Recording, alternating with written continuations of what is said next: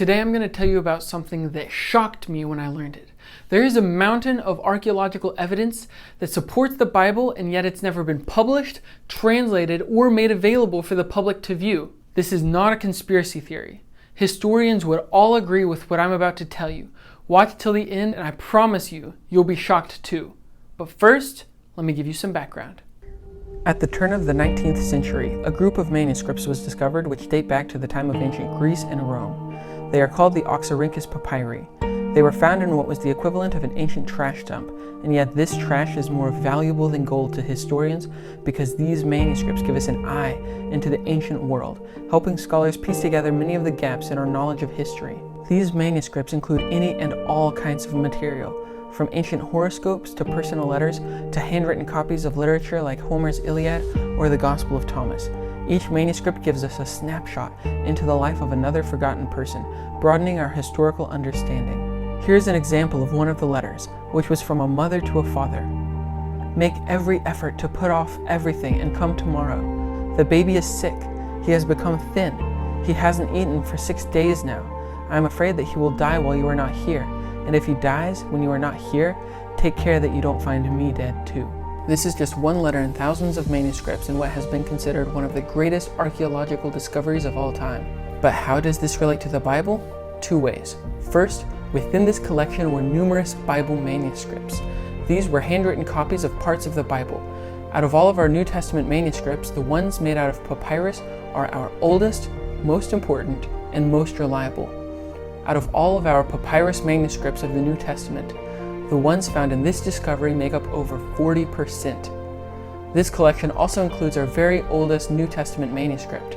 This is very important since some scholars have argued that we don't know what was originally in the Bible since we don't have the original manuscripts. We only have copies.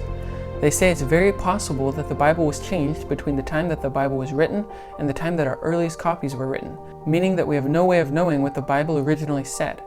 Bart Ehrman states, "Since we do not have extensive early manuscripts, we cannot know for certain that the wording of the New Testament books that we have corresponds completely with what the authors wrote. We just can't know for sure."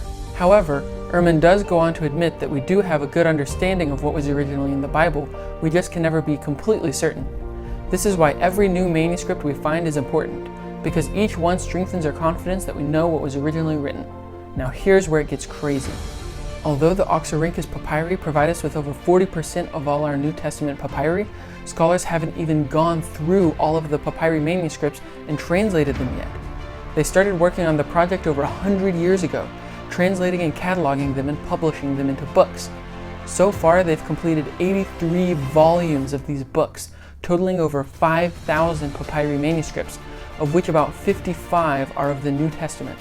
However, although they've completed 5,000 manuscripts, there still exists 500,000 that haven't been translated or cataloged yet. This means that over the last 100 years, they've only completed about 1%. At this rate, it will take them another 10,000 years for them to finish going through all of these manuscripts. When you realize that many of our most important Bible manuscripts were in this 1%, it puts me in awe to think that just sitting there is 99 times more discoveries than the many discoveries we've already gotten from this 1%. If you think that shocks you, wait till you hear this.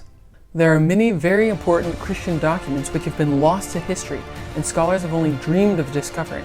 In 1 Corinthians 5:9, we learn that Paul had actually already written them a letter, one which we no longer have. Likewise, in Colossians 4:16, Paul talks about a letter he wrote to the Laodiceans that isn't in the Bible. There's no telling how many letters Paul wrote that we don't have. Likewise, at the beginning of his gospel, Luke talks about how there were already many gospels about Jesus circulating at the time that he wrote his. Gospels that give information about Jesus that we no longer have today. Papias was an early Christian writer who interviewed many people that had heard stories about Jesus directly from the eyewitnesses. Papias wrote these stories down into his books, and yet none of his books have survived until today.